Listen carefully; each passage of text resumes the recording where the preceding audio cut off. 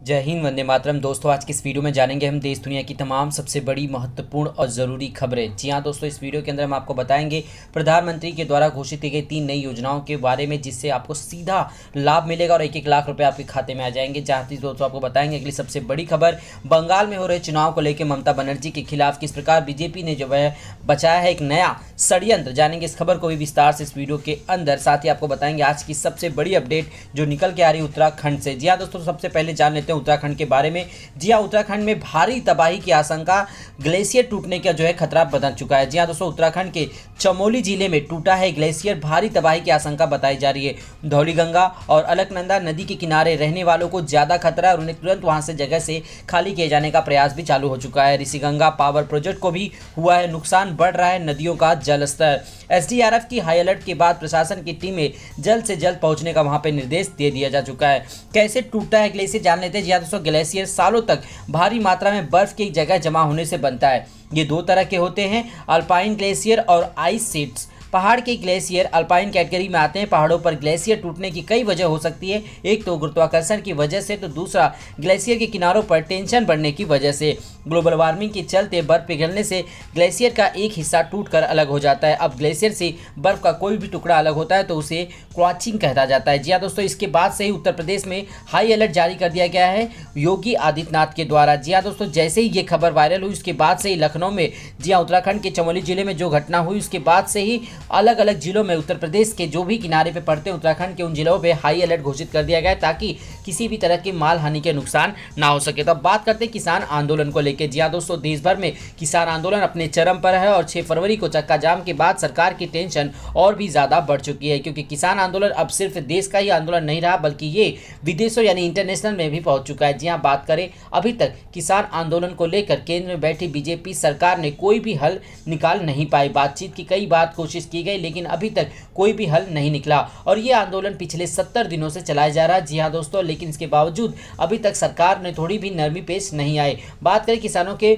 मरने की खबरें बहुत सारी आती गई। 100 से ज्यादा किसान इस आंदोलन में शहीद हो चुके, क्योंकि सर्दी जितनी ज्यादा है आज और सर्दी की वजह से कई बुजुर्गों की मौत हो चुकी, कई जन को हार्ट अटैक आ चुका, जिसकी वजह से किसान दिन के दिन जो है कमज़ोर होते नजर आ रहे हैं। दूसरी तरफ जब 26 जनवरी को किसान आंदोलन में थोड़ा उग्रवादी लोग जुड़ चुके, जिसके बाद से ही किसान आंदोलन को दबाने की जी तोड़ कोशिश की गई, लेकिन हुआ नतीजा उल्टा। जी हाँ, विदेशों की भी सपोर्ट होने के बाद अब मोदी सरकार के ऊपर लोगों की नज़र आ चुकी है। लोगों का कहना है कि सरकार आखिर इस कानून को वापस क्यों नहीं लेना चाहती। बात करें एक संसद भवन में एक मीटिंग के दौरान, जी हाँ दोस्तों, सांसदों ने एक मीटिंग के दौरान जो है कहा कि जिस प्रकार किसानों के आगे अंग्रेजों ने भी घुटने टेक दिए थे और कानून को वापस ले लिया, तो क्या अंग्रेजों से भी खराब है बीजेपी सरकार कि जो इस कानून को वापस नहीं ले सकती। तो दूसरी तरफ समाजवादी पार्टी के कद्दावर नेता ने कृषि मंत्री सिंह तोमर जी को जो भी ये भी तक कह दिया कि अगर आप किसान के बेटे हैं तो आप ये बिल नहीं बना सकते। उन्हें लगता है कि ये किसान बिल आपने बनाया ही नहीं। तो इस प्रकार की जो है संसद भवन में भी बातचीत शुरू हो चुकी है और सरकार के ऊपर काफ़ी ज़्यादा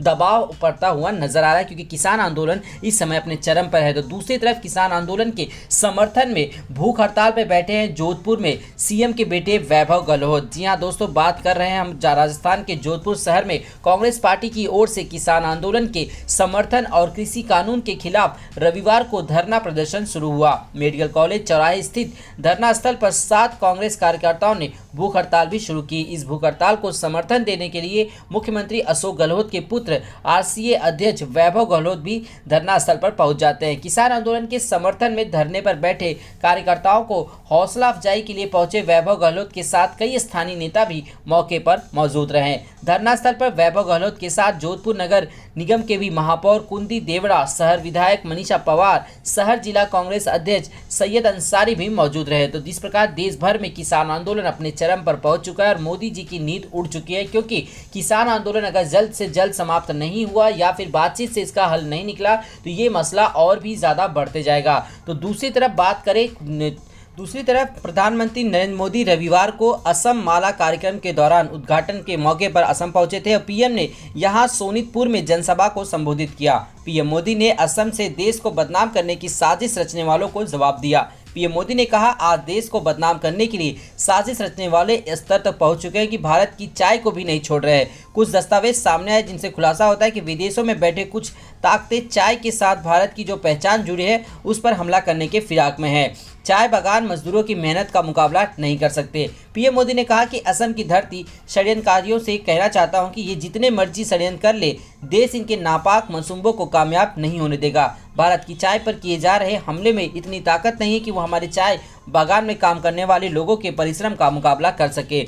विकास की राह पर बढ़ रहा है नॉर्थ ईस्ट। पीएम मोदी ने कहा, हिंसा, अभाव, भेदभाव, तनाव, पक्षपात, संघर्ष, इन सारी बातों को पीछे छोड़कर अब पूरा नॉर्थ ईस्ट विकास की राह पर आगे बढ़ रहा है। असम इससे प्रमुख भूमिका निभा रहा है। पीएम ने कहा कि असम के स्वाधीनता सेनानियों ने देश की आज़ादी के लिए बलिदान दिया था। इन शहीदों की खून की एक एक बूंद और साहस हमारे संकल्प को मजबूत कर रहा है। तो दूसरी तरफ पिछली सरकारों को क्यों नहीं समझ पाई एम्स की अहमियत। जी हाँ दोस्तों, पीएम मोदी ने कहा कि गुवाहाटी में एम्स का काम तेजी से आगे बढ़ रहा है। पिछली सरकार क्यों नहीं समझ पाई कि गुवाहाटी में एम्स होगा तो यहाँ के लोगों को कितना फायदा होगा। सरकार एम्स के लिए पूरी तरह से निष्ठा से काम कर रही है। प्रधानमंत्री ने कहा कि असम में आयुष्मान भारत योजना का लाभ करीब 1.25 करोड़ लोगों को मिल रहा है। अब बात करते हैं किसान आंदोलन को कैसे खत्म किया जाएगा। बीजेपी के सहयोगी जेडीयू ने दिया एक नया फॉर्मूला। जी हाँ दोस्तों, हम बात कर रहे हैं किसान आंदोलन से जुड़े सभी आंदोलन से जुड़े मुद्दों को लेकर। तो यहाँ पे जनता दल यूनाइटेड, जी हाँ दोस्तों, राष्ट्रीय महासचिव केसी त्यागी ने 3 कृषि कानूनों को लेकर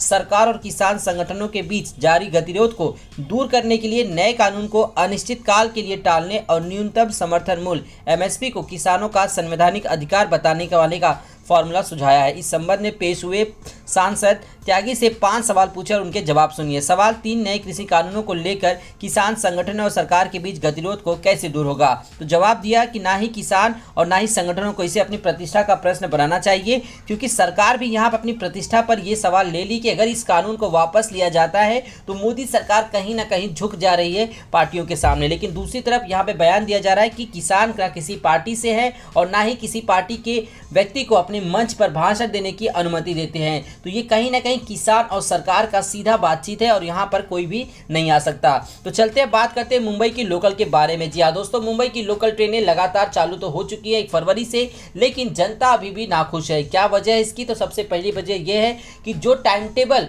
मुंबई की जो है टाइम टेबल जो है लाइफलाइन की जो निश्चित किया गया है वो काफ़ी ज़्यादा नाखुश करने वाला है, क्योंकि सुबह 4 से लेकर 7 बजे के बीच आम जनता सफ़र कर सकती है। उसके बाद 12 से 4 बजे के भीतर और उसके बाद रात के 9 बजे के बाद आखिरी लोकल तक आम जनता लोकल में सफ़र कर सकती है। लेकिन जनता का मानना है कि उन्हें काम पर जाने के लिए सुबह 7 से 11 के भीतर अनुमति मिलनी चाहिए थी, जो कि सरकार ने उन्हें नहीं दी। इसको लेकर काफ़ी ज़्यादा लोग सरकार के खिलाफ है और सरकार से नाखुश है कि आखिरकार 11 महीने के बाद जब लोकल ट्रेन चालू भी की गई तो उन्हें सफ़र करने की अनुमति ऐसे समय दी गई जब लोग ऑफिस में होते हैं या फिर अपने घरों में होते हैं। यानी 12 से 4 का समय हमेशा से ही वीक डेज माना जाता था, वीक टाइम, क्योंकि इस समय लोकल हमेशा चाहे लॉकडाउन हो चाहे लॉकडाउन से पहले की बात, दोनों ही सूरतों में लोकल में 12 से 4 के समय जो है ट्रेनें खाली होती थी, यानी जनता सफ़र नहीं करती। तो इसी को लेकर बातचीत चल रही है और अभी तक सरकार की तरफ से कोई भी ऑफिशियल अपडेट तो नहीं आए, लेकिन सूत्रों का कहना है कि लोकल ट्रेन जल्द से जल्द आम जनता के लिए सुबह 7 से 11 के भीतर भी